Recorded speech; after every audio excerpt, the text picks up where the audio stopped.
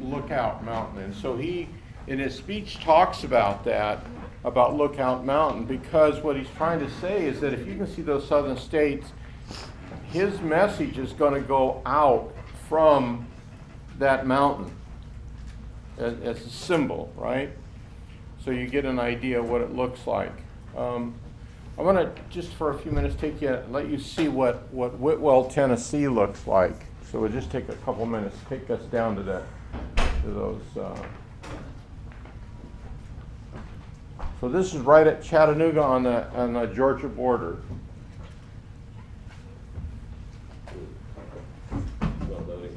Yeah, this computer's really slow. That's Lookout Mountain again from a different. There's a bunch of SAEs at the bottom there.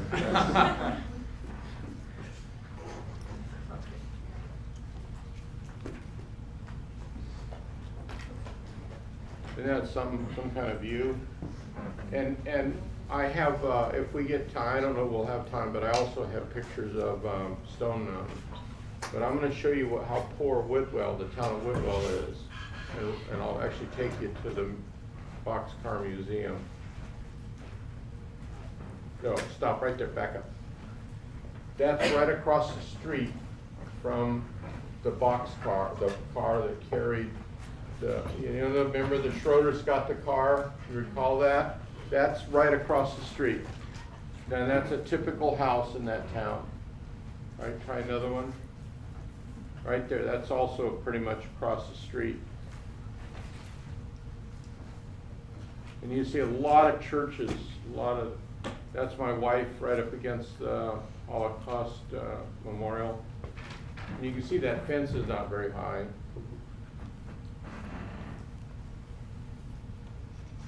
Now I understand they moved this site to inside a building.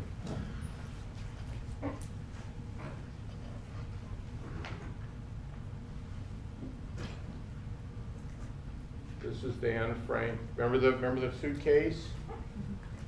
Okay, that's it.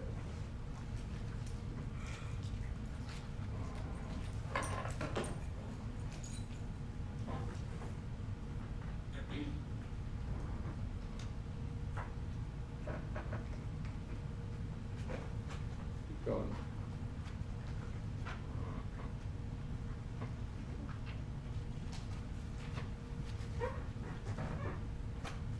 Beautifully done setting.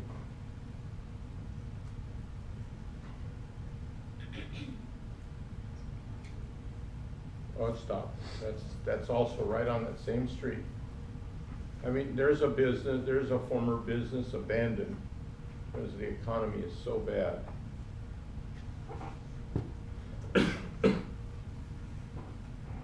That's the school. That's Whitwell Middle School, right? And that's kind of like just down the street a little bit across from this. And this is a typical church, a very fundamental type Protestant Christian church.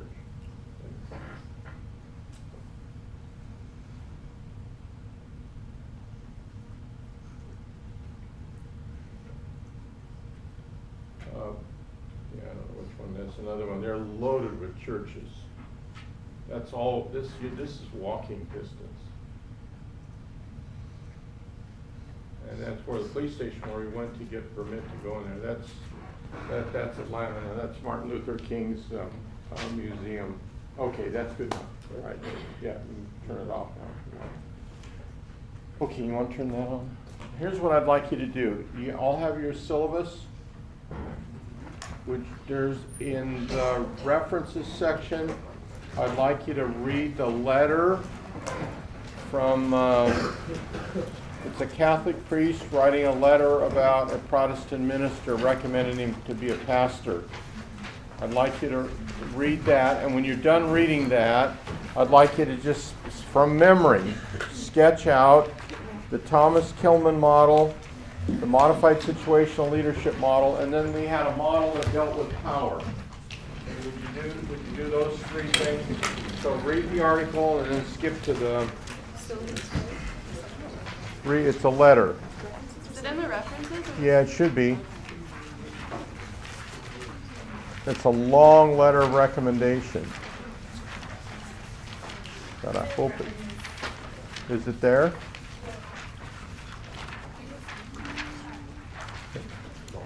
Okay, you find it? All right.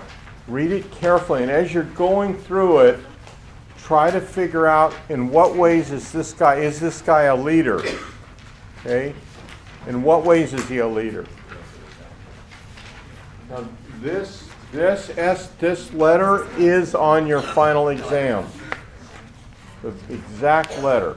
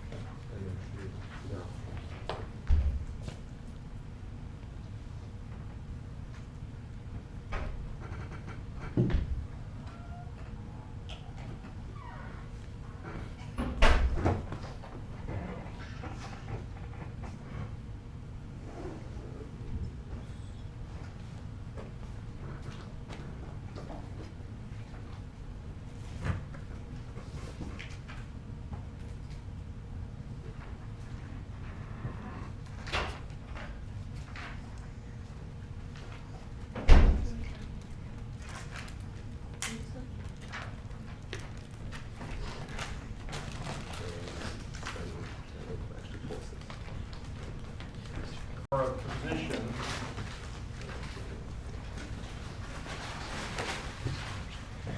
Give me an example of positive power of position. Yes.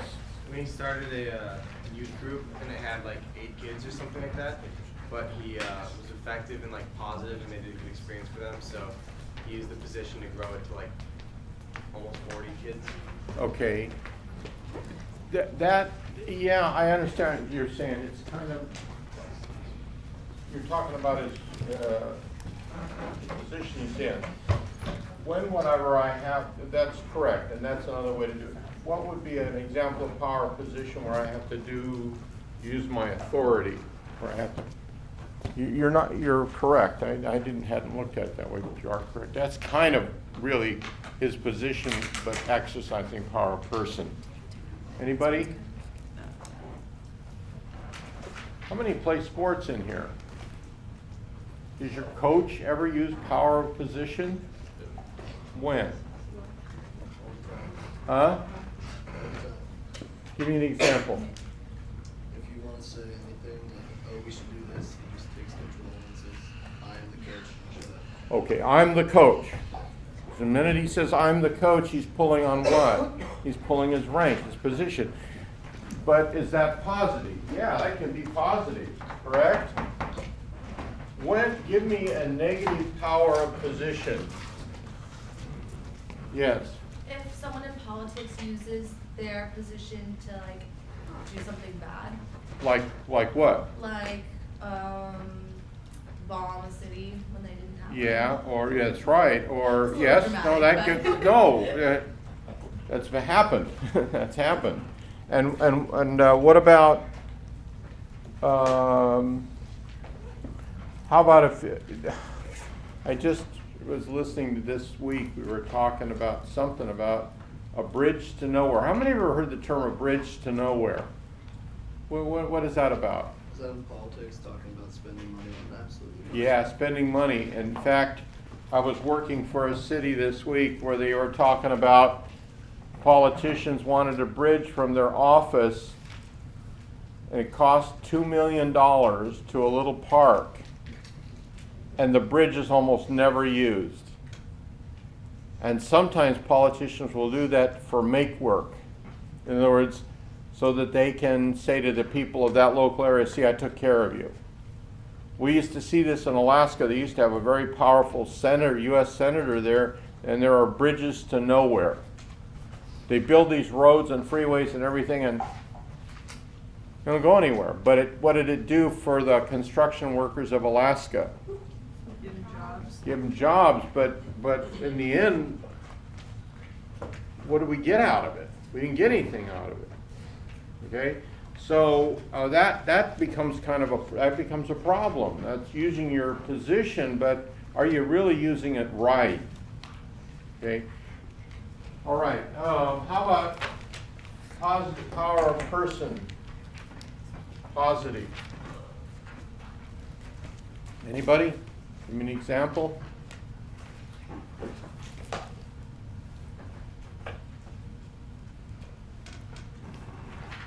President Doty, in the time that he's been the president here since 1991, he's built 11 or 12 buildings.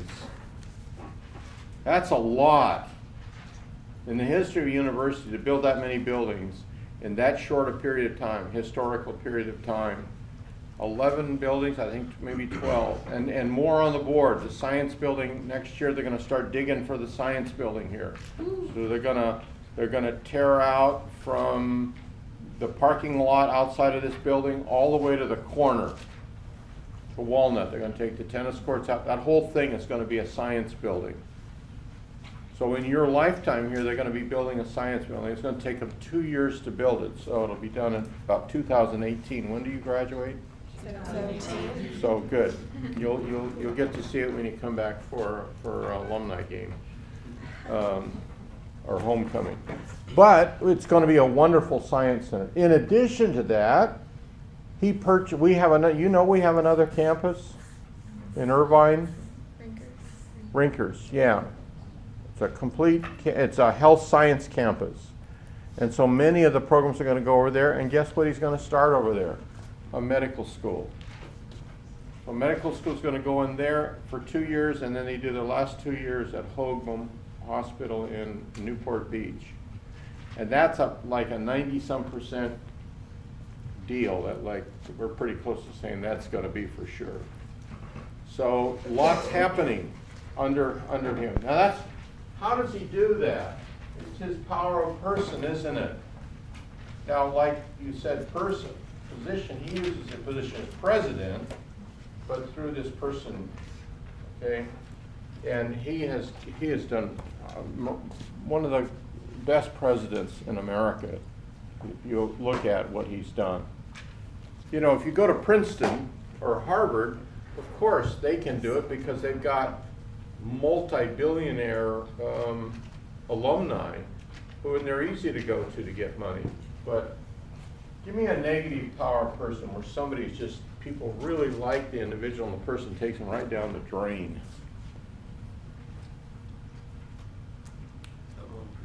Huh? That one priest. Which one? Jim Jones. Oh, Jim Jones. Well, he was not a priest, but he was a minister, right? Drinking the Kool-Aid with Jim Jones, right? How about the guy with the great personality down here in Rancho Santa Fe, where he told these people that when Halley's Comet comes by, don't ever listen to somebody who tells you this comet that's coming by, we're going to jump aboard, because that's what he told them. And so if you drink my, I don't know how they killed themselves. I don't think it was Kool-Aid, but it was some stupid thing. And they did whatever they did, and 35 of them died. And you know what? Maybe their souls went to the comet, but their bodies stayed in the house. Okay? So that's just one power of person. Now, let's take a look at McDonald. This Reverend McDonald, what do you tell me, is he a leader? Why?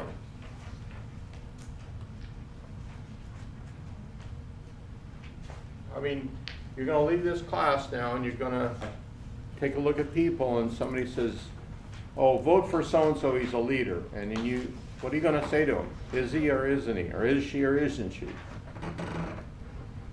What makes McDonald a leader? Let's just take this one. Let's just take this model here.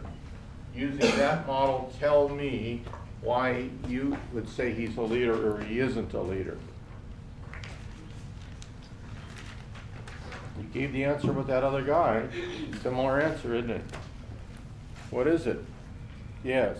There was one quote that I really liked, and that was when his wife died. And he said, I don't know why the Lord took Joan in the prime of her life, but I accept it as a challenge for us to understand our lives in the context of eternal life. And then he continued to help the church even more than he did before. Yeah, and it was, his wife dies and he go in the dumps for a little bit, right? But he doesn't stay there. He just, you know, that's life, huh? And so what does he do? He moves on and he says, okay, it's going to help me understand. It's a challenge now, right? Which is what? When he starts using the term challenge, it's a hearty attitude. Okay? Would you, all right, let's say, look at him. Would you say McDonald has the three hearty attitudes? Control, commitment, and challenge. Yeah? All right, give me control. Where has he shown control in his life? Give me one example, yes. And when he helped create the mission statement. Okay, when he helped create the mission statement, anything anywhere else? That gave them real direction, right? A sense of purpose and direction. Anybody else?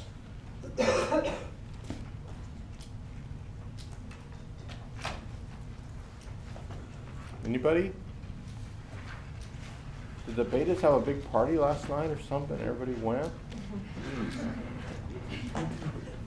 They did? Supposed to have parties? All right, anybody else? Yes. I don't know if this counts as control, but he continued to research his field so he can continue to improve his knowledge. Yeah, So I he's don't- taking, in a sense, he's taking control of the direction by trying to understand more so he can gain better control, right? Yeah. Okay, good, good. Anybody else? Now, a lot of you, when I corrected your papers, and in fact, the purpose of your paper was to determine if Aaron Gruel consistently demonstrated hearty attitudes. In McDonald's case, could I use the word consistent with him? Why? I feel like he encountered success everywhere he went. Like whether it was just success with completing it, or success because he grew the group, or success because he would graduate, top of his class and all that stuff. So he would implement all these things all the time to get his best outcome. His life is hearty. He takes control of things. When he's in charge, he takes control. But he doesn't take control like this way, does he? He takes control because he's a good person, right? And people love to follow him. Let's take an example. That Stockton Charities, I forgot what they call it, but the city of Stockton, California, when he goes there, what was happening to that place? Were they floundering or were they doing well? What was happening? Who said that? Okay, they were floundering. They're going down the drain. You know what the paramedics call that, or they call us in the emergency room. They say that patient's swirling near the drain. You know what that means? Ever seen water go like this? Then it hits the drain, that's it, right? They'll say a patient's swirling near the drain, meaning they're really close to death. This doggone thing that he was in was swirling near the drain. So what did he do to get them back on track, and what was the effect of his actions? What did he do? Yes. You had them for 3 months they were redefining kind of their mission statement, their values, what they're trying to do. The first thing you want to do is set an organization on track. What is our purpose, right? Find purpose. What is that purpose? So when he sets purpose, he's giving them a vision, a direction.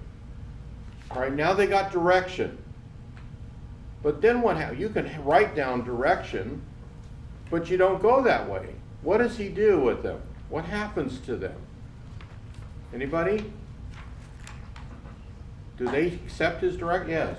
Well, he like lights a fire under them, so like he got them to believe in the statement that he made, and so when they were all working together, it turned things around. And the effect was? They had financial success, and the company was like saved. Okay, the organization was saved, right? And now, here's how when we evaluate people, what do third parties say? What do other people say about him? Does anybody say anything, assess him as doing a good job, besides the guy writing the recommendation? Read the statement, yes. Dr. Maria Torres said that Jonathan McDonald has ignited a fire in our organization. We are on a declining force. We are serving many more people in the Stockton community. We have significantly expanded services, and we are on a solid financial footing, all thanks to Jonathan's leadership. You see that? That's the effect. You look for, if the person can give you direction, but you may not get the results. You get the results with him, all right? And so, results with him are consistent, aren't they? Wherever he goes, it's happening. All right, let's take a look at the, so you understand in terms of the power. Hearty attitudes, does he takes control? Does he have a commitment wherever he goes?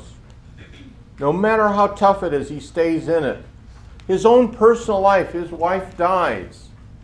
Does he stay in it, upbeat and like that? Yeah, he does. He doesn't hit the bottle or anything like that. He just goes on.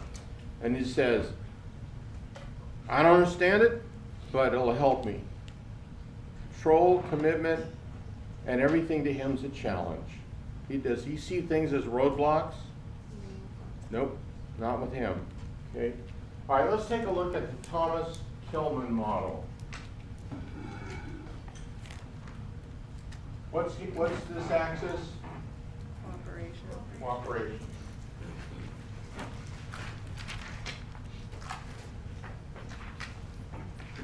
This is high, and this is low. And what's this one?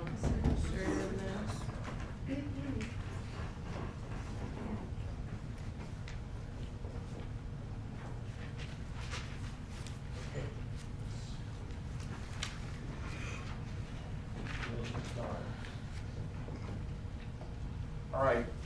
What is the most ideal situation there? High what? High and high, right? Okay, so high cooperation, high assertiveness will give us Collaboration.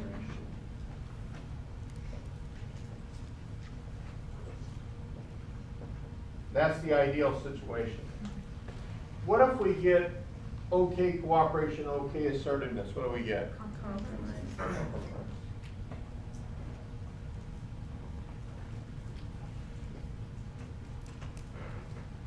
What if we get low cooperation but high assertiveness? Competition.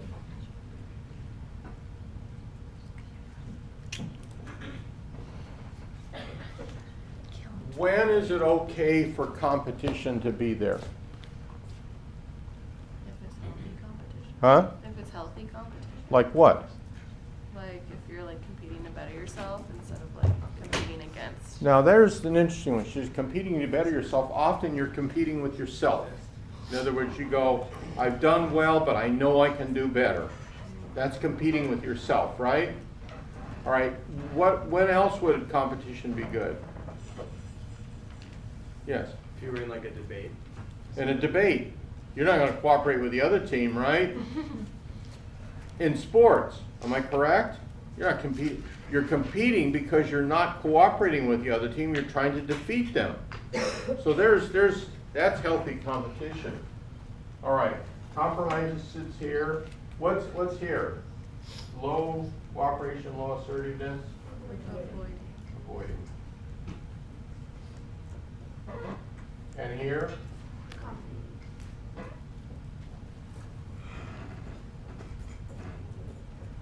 Or accommodation or accommodate. All right, now, if I were studying this for the final, every few days I just make a drawing, sketch it out. Make a drawing, sketch it out, then try to explain it to myself. Try to think about examples. All right, I want you now to take this McDonald. when McDonald steps into a group, what does he ultimately cause the group to do on this model? Collaborate. He gets people to collaborate. How about in his marriage? You know, there was a time when he couldn't take charge of something, but his wife was in charge of, I forgot which, a youth group or something like that. Does he collaborate with her? Yeah, he did what he could do, correct?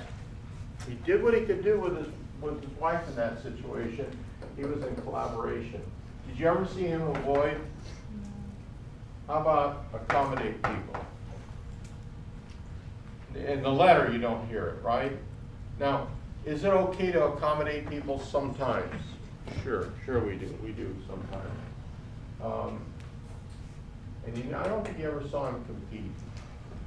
He would, in fact, in the real world, you have to operate in this zone a lot. Okay? All right. Now, yes. Well, could you say that he competed when he said, like, I'll take on the challenge of his, like, wife dying? Would that be competing? Competing with himself, like she said. Yeah, like competing with Yeah, with yourself, and that's a little bit different, but yes. Yeah, you do compete with yourself. Okay. Because if you're pushing for the 110%, you don't know what your 100% is, so you try to push yourself even more, aren't you competing with yourself? Yeah. Yes. In fact, the word challenge almost means compete. Yeah. Would that be the same thing for his like GPA, like when he was the high graduated, like the high GPA or something like that? That's compete. So, You know, what's real interesting about that is sometimes you compete for grades in some classes where there's a curve, right? yeah.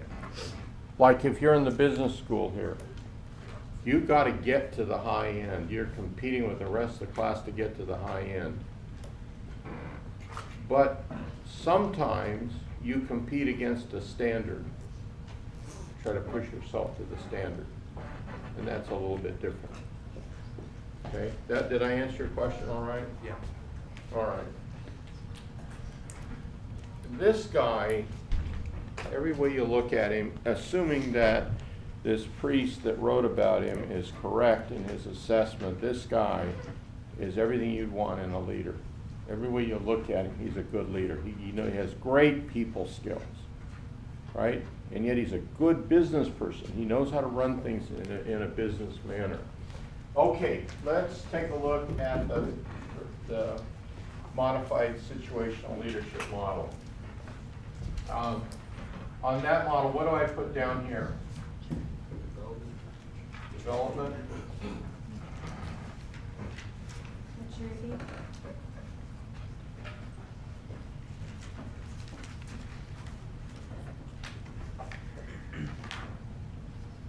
And over here, low. So the followers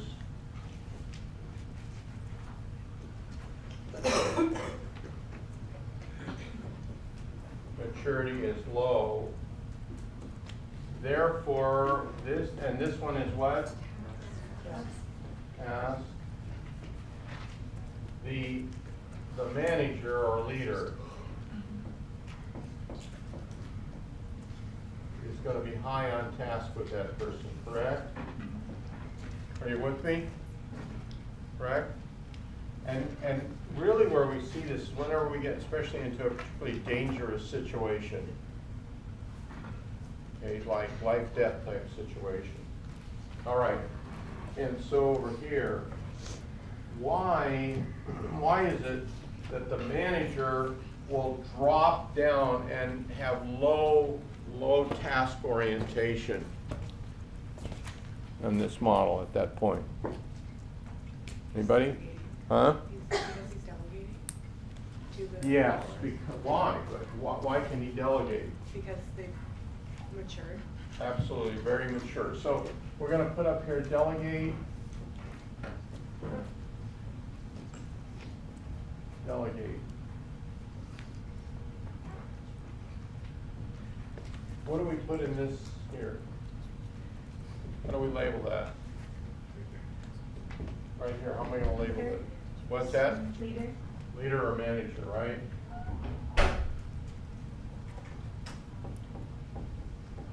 And over here, Non-management coworkers. oh yeah, non-management coworkers.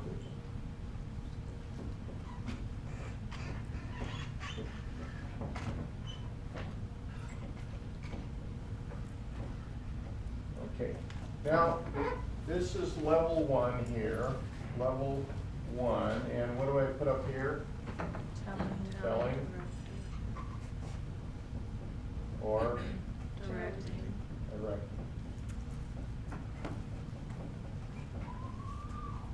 Level 2, Selling sessions.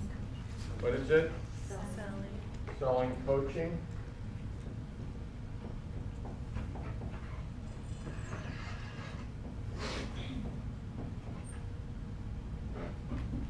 Level?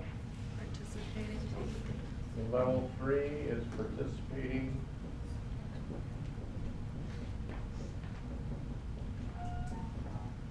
Supporting.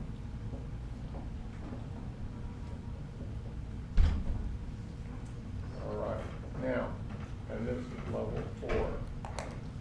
People relations, this is people relations. How come it's low over here? Why is people relations low over there? Anybody? Huh? The manager's just telling them what to do, so there's really. Just gonna tell them how it is, right? These are the rules of the game, folks. Right? It's like Marine Corps boot camp. It's gonna be right over that edge, right? But you saw the effect. They start to follow things. They start to follow direction. How many in here have had a football coach or soccer coach or cheerleading coach or dance coach or gymnastics coach or anything like that start with you right over here somewhere? How many have had that experience? Do you think now in retrospect, as you look back on your life, that that was the right thing to be done? That the person did the right thing with you? Got very strict right off the bat? You're nodding your head, yes? You're not falling asleep, right? Okay. You know, she sent me an email, wanted a test. Did not ask if there was a test. You suggested the test. You asked you already got one test, you want another one. So I'm sure you will be outvoted. So explain when you had somebody strict with you and it was justifiable. Well, I mean, in the situation of cheerleading, when I was new and I didn't know what I was doing, I needed somebody to direct me. Yeah. I had more knowledge who I could trust. Yeah. And eventually, came down to delegating, but. So, in retrospect, at the moment when it all was very strict, did you like that? I mean, some people don't mind it, but. No, not really. All right, but in retrospect, how do you look back on it? Was it the right thing to be done? Yes. Okay. Did the coach, your cheerleading coach, move you over here fairly quickly? Yeah, I think so. But just in that specific situation for time purposes. Yeah.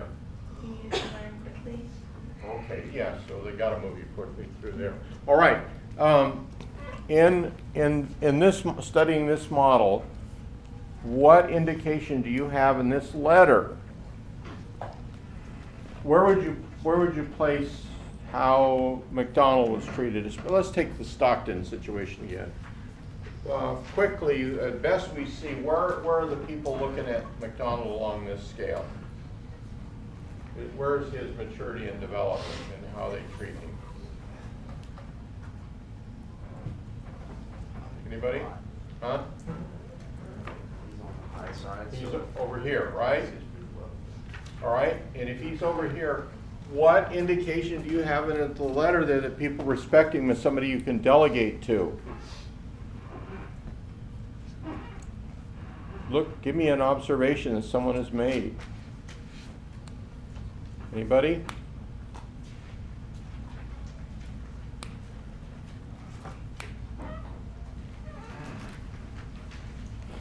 You gotta be able to pick those observations up so that shows you know the model. Did anybody ever say anything about him? All right, who did? Dr. Maria Torres. Exactly. What did she say that gives you an indication that he has high maturity? She's done all these things. She's praising him for it, right? You think she butts in on his business now? Does she tell him how to do it? No. Hey, she was in charge. She was the head of the board of directors before, and it didn't go very well. Now they got him in there, and he saved it. All right. So, does she need to be telling him how good he is? Only occasionally. It never comes down to zero, but it's relatively low people. Do all these models make sense to you here? Everyone here. Do you see how it applies to this guy McDonald? If you came into this class in February, the very first week of February, and you read that letter, you probably wouldn't be able to analyze it. But today, you should be able to analyze that very thoroughly. If somebody asks you, if one of your friends looked at it and said, is this person a leader? And you go, well, you got a couple hours and I'll explain it to you. And really, I would bet you should be able to do that. You should be able to grab all the models we've talked about, start explaining it. Okay? All right. So let me see if I got... we did hearty attitudes with him, the effect he's had, the impact on people.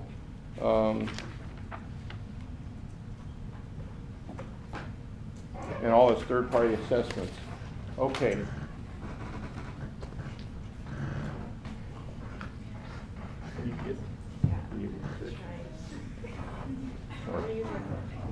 Check it out here. There you go. All right. One of the things that we're going to be talking about next week or the week after, so let me emphasize it here, is that Warren Bennis and Bert Nannis will state that there are 4 characteristic competencies of leaders, and the 4th competency is that the leaders have an ability to renew themselves. That's what we call self-management. In what way does McDonald continue to create and recreate himself? Yes? Back to when his wife died, he didn't really outgoing. First he was very upset about it, but then kind of took that energy and put it to helping others in life. Yeah. There's parts, it really has 2 parts to self-management. One is that you maintain control of yourself. Okay? You keep control of yourself. Under fire, you're in control. And the other one is you keep developing yourself. In what ways has he done to develop himself throughout his life? Anybody? Yes. He keeps one thing after another. He keeps doing things he gets a bachelor's degree, and then he goes to Thailand, gets married, and then he has his master's in social work. So Yeah. it's one thing after another. He keeps getting educated, right? Going to learn. Because what we know about leaders is you're going to learn for the rest of your life. Now, it's not all going to be schooling. Not all going to be schooling. But right now, he's young, so he's grabbing all the schooling he can, right? Make sense? You know that school I talked about in the theological seminary? I had a friend who graduated from there. And it was really interesting because he said, we had all these different religions. You take a class maybe in pastoral counseling from a Lutheran minister, and then you take one from a Presbyterian minister, and then you take another class from a Catholic priest. And when I was talking about this in class, there was a student, and it was in this room, by the way, and she was sitting right where David's sitting, and she goes, yeah, I'm going there for my master's degree next year. So I actually had a student, I had a friend go there, I had a student go. It's a unique seminary because and they actually have a Jewish research center attached with it, even though it's primarily Christian. They have a Jewish center there too, so which I think is great. Okay, everybody understands this, correct? All right, what I'd like to do now is you take out, by the way, you need to go through this. It will save you a lot of time on the final if you can go through this letter again and take every aspect of it, take all the things that we've talked about, dealt with in the class, tear it apart. Am I right, MJ? Do you remember this letter on the final exam? What? Huh? Yes. Yes. Yes to what? I heard exam, that's all I got. Is this on the final? Yes. Are there a few questions about it? Hopefully I don't have time. He's in Never Never Land. So. Okay, take out your study guide for the final exam. Let me, I think I got a copy of mine somewhere.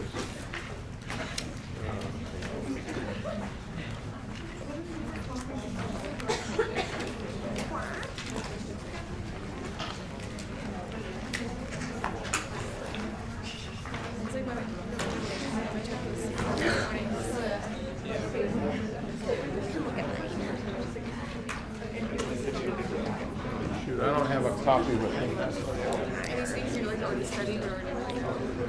No, these are the study guides that All right, let's go down. Let's go down to these here. We'll drop down to number 3. What's the basic definition of philosophy?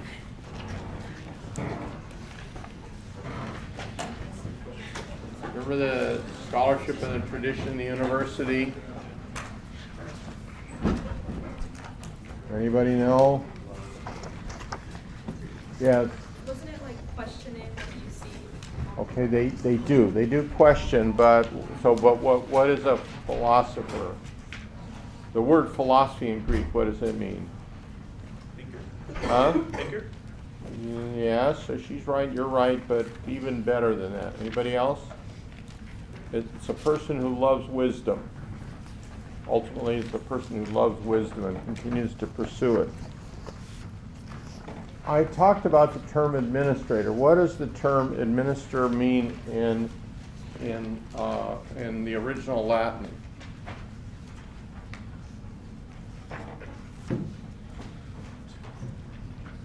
Anybody know? You remember the story of Dr. Davis? How many remember going back to Dr. Davis' story? Yes. Well, I don't remember what it means. You need a test on Monday. What does the term administer mean? Remember I talked about Dr. Davis and the little man who sat in the room in Baltimore in Pimlico Junior High, and he was right in front of me, and he said to her, Dr. Davis, I don't work for you. You work for me. Yes. Sure, it means to serve. It means to serve. Okay, so often we'll talk about servant leadership. We have an entire course called Leading as a Way of Serving. Have you taken it? I have, yeah, not mine. Yeah, it's a great course, isn't it? Where the whole thing is to study this idea that if you're a leader, you serve people. Okay? What's the difference between between liberty versus freedom? Now this is really, it's a definition issue really, because sometimes we use the terms interchangeably. The difference between leadership versus freedom. Yes? Isn't liberty just awarded freedom? Huh? Liberty awarded freedom? Freedom in allotted amounts? You could define it that way, but that's not how we define it for the class. When Charles Plum went into a prison cell, what did he lose? Freedom or liberty? Liberty. Liberty. Liberty, for our purposes of our class, will be your mobility is restricted, right? You lose liberty, you lose your mobility. We can put you in a prison cell, but if we put you in a prison cell, what does Viktor Frankl say about that? Do you lose your liberty or freedom? You lose your liberty, or how do you lose your freedom? If you give up on yourself. You give up on yourself. That's the last freedom is your choice of what? Hope. What? Hope. Right. Hope, or your choice of your attitude, right? You give up on hope, you're going to what? In prison. What did he say? What did the pilot Shoemaker say to Plum when Plum first arrived? You got what? Prison thinking. Prison thinking is the giving up of hope. You're giving up your last freedom. And you will what?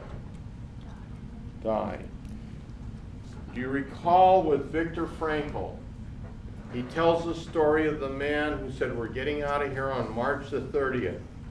And the day came and went. What happens then? What? He starts to get really ill. It just kind of- He gets ill and dies. He had prison thinking, right? What did Jim Valvano say about that? Cancer can touch my body, but it cannot touch my what? My mind, my heart, my soul. Okay? All right. Let's go down. What are St. Augustine's three presents? Let me illustrate these for you.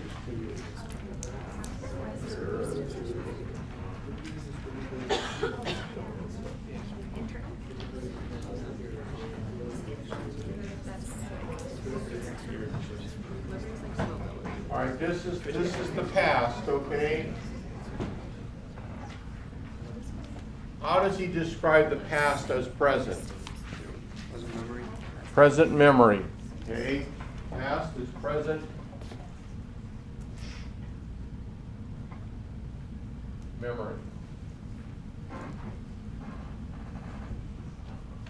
The present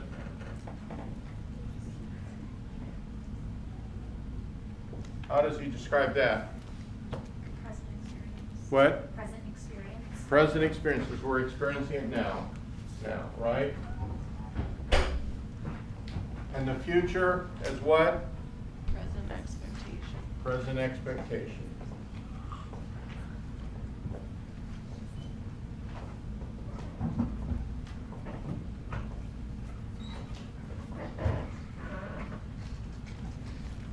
Somebody explain present expectation to me.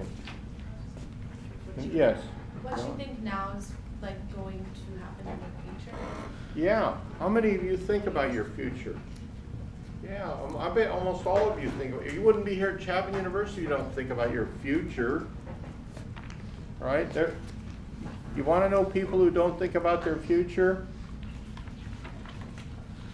Go around town. Now, this one's not so bad, but you go around some towns and people don't think beyond lunchtime, and it's already 11:30. They don't think beyond lunchtime. You know, how many of you know people like that? God, what a bad existence. You can't look forward to something, right? Annie's gonna go. What are you doing next Saturday, Annie? I'm doing a ride along with Mom You're Beach gonna be the Fire. queen bee in a fire station, right? I put her down where the knife and gun club is. Yeah. And she's gonna, well, you may see some, you may not, but she's gonna go to a ride along. And she told me last night, oh, I'm so excited about going. She's excited about seeing all the firefighters. So. Or all the blood, you know. Oh. So since there are no SAEs around campus anymore, you might as well go with firemen, right? So, all right, so that you see these things in the future. I mean, how many, gosh darn it, get excited about, I can't wait until I'm doing this in my life. I can't wait till I'm doing that. I can't wait till I get to law school. I can't wait till I get to medical school. And I had a student who was president of Global Medical Brigade, and she said to me, you know, I can't wait till I go back and can write my own prescriptions for patients. Do you see what I'm talking about? How many of you just start thinking about that future? That's a present expectation. Okay. If all of these come together at the present moment, they come together right now in the decisions we make, that's called the contemporaneous moment. When you bring them all together. So some of you may begin the season and the coach is running you into the ground and you're going, I can't take this. This is the August and we're running like crazy and it's 98 degrees outside. I just can't take this. But then you say, you know, come December, we want to be in the playoffs. And the only way to get there is if I'm going to be willing to work hard now. So I'm going to work hard now because I see myself in December. Am I right? That's seeing the future in the present, okay? Present expectation. So the contemporaneous moment or the principle of contemporaneity, that's seeing all of it together. And so those all tie together to this model, okay? In the movie, Remember the Titans, was there ever a point when early in the football season, Coach Boone brought up about playoffs? When was it? He was bringing in film or notes on the coach that would only face You know, only face Coach Henry, what, in the state playoffs, right? And here he was fairly early in the season, he was bringing the data in to Coach Yost, right? And Coach Yost says, well, we won't see Ed Henry until state playoffs. He goes, where was Boone's mind already? In the playoffs. If you don't see yourself in the playoffs, you know, you've got to see that. All right. What's a contemplative life?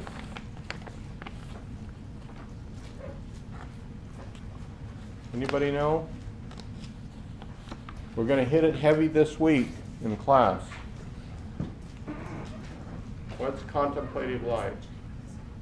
Yes. Yes, it's like a life where you are constantly thinking about things and not taking action. You're thinking about solving a problem, right? Or you're trying to mystery. You're wondering what's going on. And I think I've used this example in the tutorials. You remember that I talked about the drama teacher who walked into class one day and said to the class, space, it must be filled. How many remember me saying that? And how long did I think about that? Several years. And then this semester, it became clear. So you think about things like that, and all of a sudden it hits you. Now I know what it means. That's the contemplative life. In this room, how many of you, if any of you think about your future, that's contemplative life. Okay? It's a serious thing. You think about, when you think about things. And then how many of you think about anything and then all of a sudden, click, it makes sense? It happens all the time. It's called insight learning. All right? It happens to you all the time. You try to, how many remember the days to try to solve a quadratic equation? They were bad days, weren't they? Trying to use a quadratic equation, you go, what in the hell is this about? Right? You didn't understand. Or the one where the airplane takes off in Chicago traveling at so many miles an hour, and halfway to New York it now speeds up to so-and-so, and then the next thing you know is, so what are the price of the eggs in England? That's how, I mean, did you ever have those problems? You remember those? You go, what in the hell is this about? And then one day it makes sense to you, right? One day it makes sense to you. And when it makes sense, that click, that's what we call private victory. When you all of a sudden go, yes, I've got it. I've got it. Or I know in playing sports, you go, I have to tell you, one time I was umpiring for the Kansas City Royals in spring training, and darn shortstop said to me, there was like a runner on second base, so when you're only using two umpires, you're halfway between the mound and second base, and you're to the right side of the edge of the mound facing home plate. And I'll never forget the batter. It was a guy named Joe Vitiello, big, tall guy, trying to make the team, AAA ball player, kind of up and down to the majors. And the shortstop said to me, Blue, you got to move. You got to move right. We're going to pick this guy off. So I moved right, and I took a look, and I go, this is no good. I'm going to get hit with a line drive. I know it. I know it. I can tell it. I've been thinking about where I'm at. I got no protection. I'm too far over. The pitcher's not going to be able to stop it. The next pitch, whack, right at me. It came this high. And it's one of those balls that doesn't spin. It's going like this. This seemed like everywhere I moved. And it hit me. Hit me right here. And it popped. And I went down. You know what's funny? There were a couple things that happened. I saw it happening in my mind. So I got prepared for it. When it popped, it was the jersey popping. It didn't hurt badly. Honest to God, it didn't. And so I went down on one knee. I had been thinking about for so long how to make a call like that. I visualized it because the year before in Dodger Stadium, the umpire blew the call. There were two of us on the entire field who knew the call, the home plate umpire and me. So I immediately called time and I hopped up. You know, you can't look hurt. You gotta still look like you're in control. I hopped up and I pointed to the batter and I said, "You, first base, and you get back to second." And they go, "That's not the right call." I said, "It is." Level 1, it is. And I knew what to do, but I had visualized in my mind ever since that guy at Dodger Stadium blew the call. Couldn't remember because you hardly ever see it. Yeah, I'll tell you, I went to the locker room and I was black and blue here, but it didn't hurt. It didn't hurt. Honest to God, they thought I was killed out there. Funny how you visualize that. You know. All right. Now, so when you think about it and you come to the understanding in your own mind, but you haven't shared it yet, that is private victory. And you'll notice here, where are we at here? So that's private victory. When you now take action on it, you come out with the answer. That becomes public victory. The action, public victory. You share the answer. That make sense? Are you all with me? Yes. Are we going to do number 8? The Hawaiian? Yeah, I skip around. I'll tell you about that in just a minute. Okay. How many in here have experienced that where you've been thinking about something and then you go, I mean, it could be somebody who's a singer and it just comes out, or you do an acting thing, right? And you go, God, I know how to play this part now. And you go over and you tell somebody, you go to your teacher and you say, I figured this out. I know how to play this role. Have you done that? We've all done that. Or you dancing, you do that too, haven't you? You play with a routine, it may go on for weeks and months, and then all of a sudden, that's it. So private victory to public victory. You know, this is part of your self-management. How much do you think about what you do, about your life, about anything? Okay.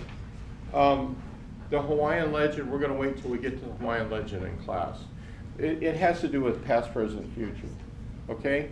I'll wait till you go to the luau today and then I'll be able to explain it. Okay. What does the acronym C stand for? We did it way back when. Oh, I heard it. What does S stand for? How many in here have been in an automobile accident? Did you slow down? Did you slow down after that? You know the new light, I don't know where I'm my direction, but the new light over there on Glazell and, oh God, I saw a guy come up to the stop on the red light. He had a red light. He stopped on it. The green light was going this way. And he looked and there's nobody in it and he took off and here comes this car. It came about a couple feet from T-boning him. You know what I mean by T-bone? And it would have been, my wife and I were walking back from the filling station, it would have been the driver's side. He would have hit him square on the door. How many know how bad that is? How bad is that kind of accident? Really bad. It can kill you. That is as bad as a head-on collision. I mean, you are right here. It'll snap your neck. So, I mean, just seeing that was a significant emotional experience for me. I've been to automobile wrecks like that where these kind of things have happened. It's called a significant emotional experience or a significant emotional event. When you got in an automobile wreck, that was significant. It shook you up. You start thinking about things.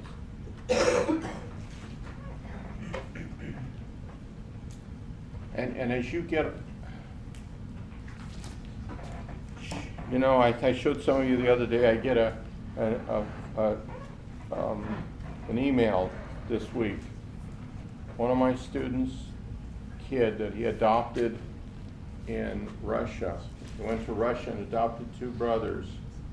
And they've now grown up. The boys are in their early 20s. One of them was killed last Friday night in an automobile accident.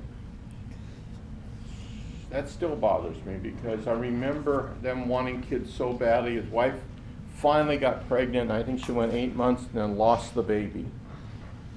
And then finally they decided, that's it, we're going to go get some kids. So they went to Russia and adopted 2 children, bring them back and worship. And the dad was always like, she said, the mom would say, got my 3 boys. The 2 kids and then the dad, my 3 boys. Because they always kind of like played together. So those are significant emotional experiences. You will collect more and more of these, and you know what? You will start experiencing more things. Some of you this semester have had friends die. You start collecting those things and you start thinking about them, those significant emotional experiences. Here's how you recognize where it's significant. Does it stop you in your tracks? Does it stop you in your tracks? That's one characteristic that sometimes happens. Could this year of college be a significant emotional experience for you? Yeah, it changed you a lot. Changed you an awful lot. Breaking up with your girlfriend, is that a significant emotional experience? Yeah, you may celebrate if you want to get rid of her anyway. So that gave you a better excuse to go out with that alpha pheno. So, all right. We didn't do number 11 yet. We'll do that in class, and next week we'll talk about teams. All right, attitude. What is an attitude? How do we define that? We did this the very first week of school.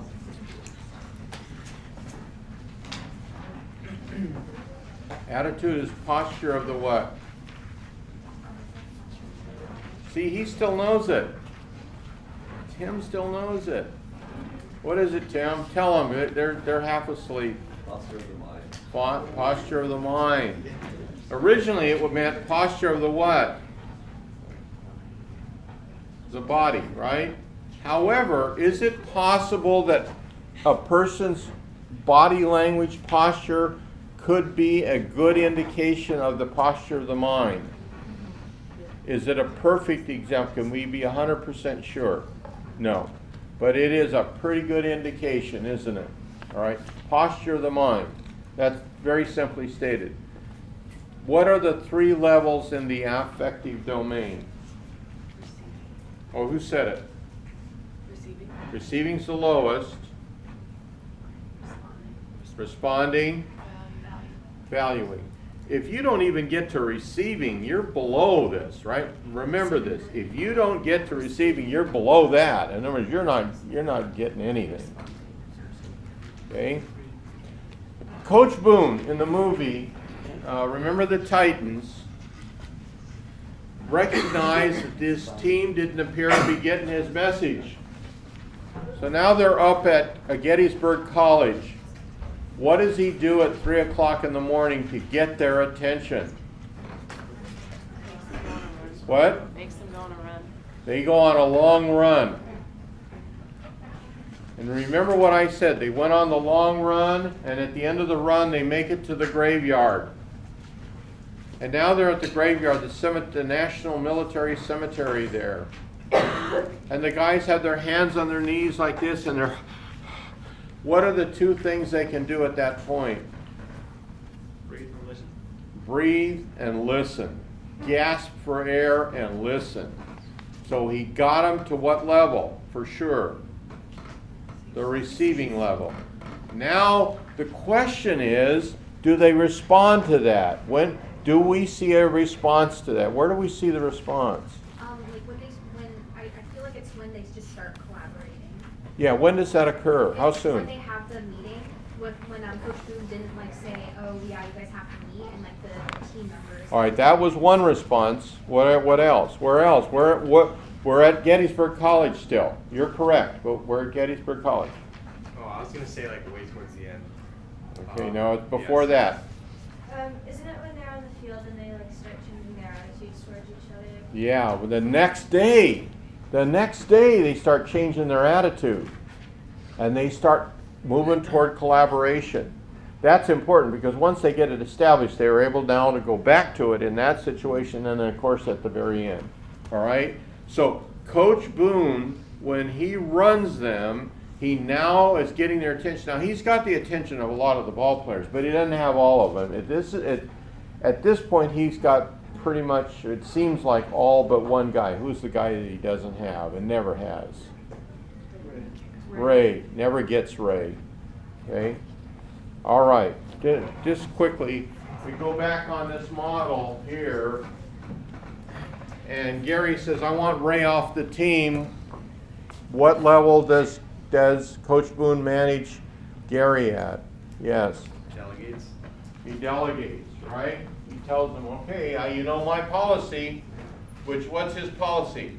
I don't know. This is a public school program. I don't take anybody off the team. If you want him off, you better be able to back it. Basically, it's yours. Did Yost ever work at that level? Told Ryan Gosling Yeah. that he should, his name is that he could put in PD for him if he really doesn't think he can handle the corner or the receiver. But it's his. Yeah. It's his decision. Good, good. All right. What is the ABC model? What is it? Cognitive, and Cognitive, behavior, and what? affective. Okay. So this is one way to look at it. One's cognitive, affective, and behavior. So that's ABC or CAB. How does that help us understand or assess an attitude? How does that model help us?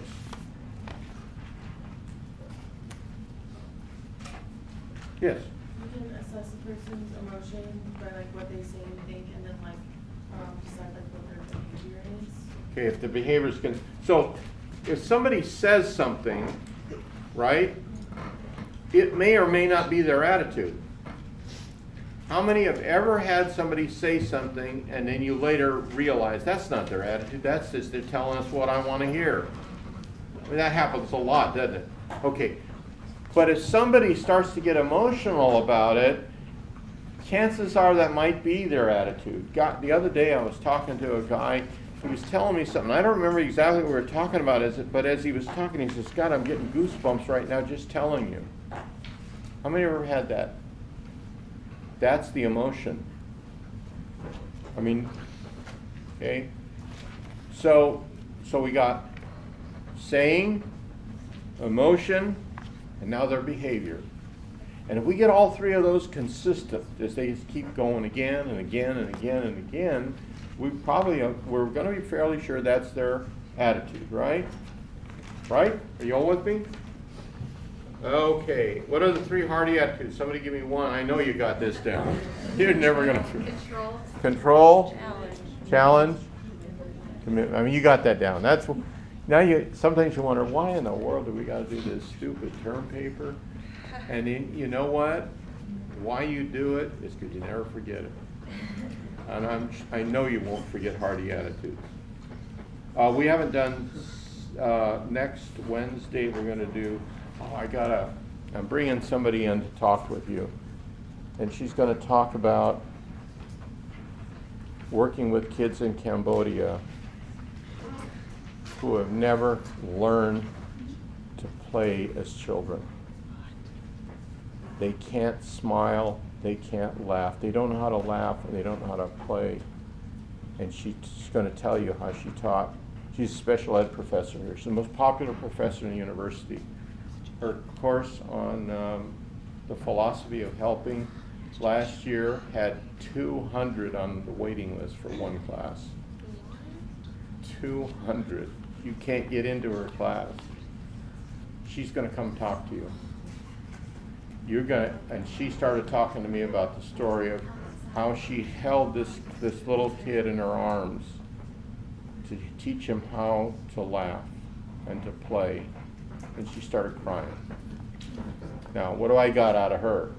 What she says, her emotions, you see it. You know that's her attitude.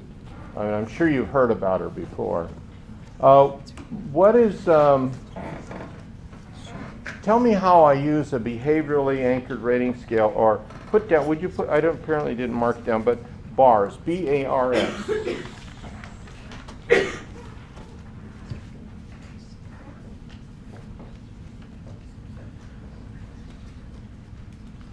What does BARS stand for?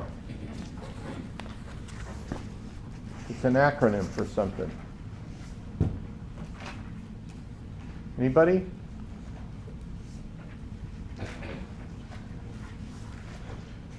Behaviorally anchored rating scale. Behaviorally anchored rating scale. When you turn to Appendix D of your syllabus and it explains what grades are, that's a behaviorally anchored rating scale. It'll tell you what a C is, a B is, and an A is.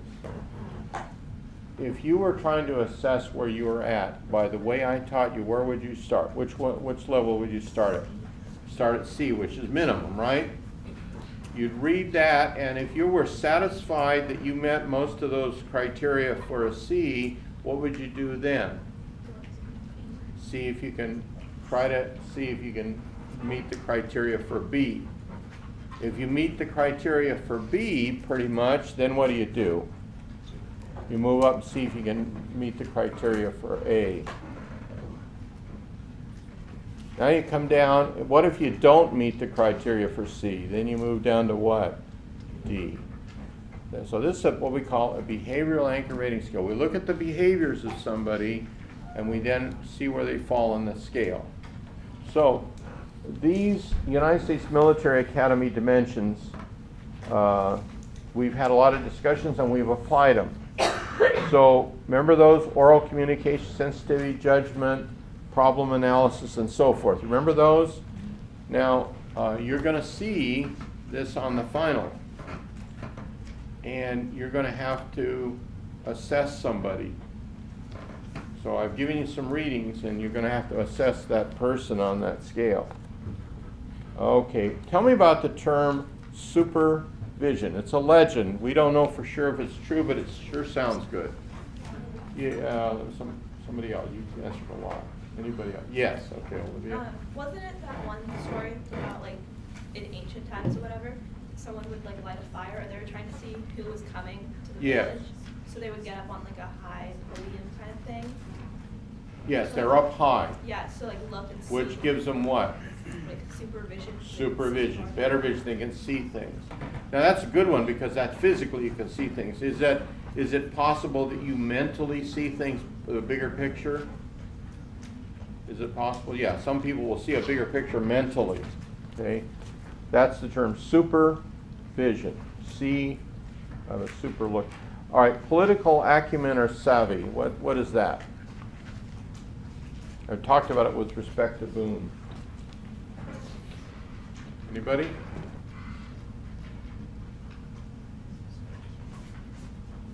How many of you have ever been in a meeting and You know, you go to the meeting and you know what's going to be said is, you're right, you are right. But it's not good timing to say it now. You ever been to a meeting like that? Don't say it. How many of you ever had that? Don't say it. You say it and it just gets somebody mad at you. Right? The political acumen or political savvy is to know when to do things. See, Coach Boone, when he goes up to Gary and he's standing there like this, who's your daddy? That's on the verge of going a little too far.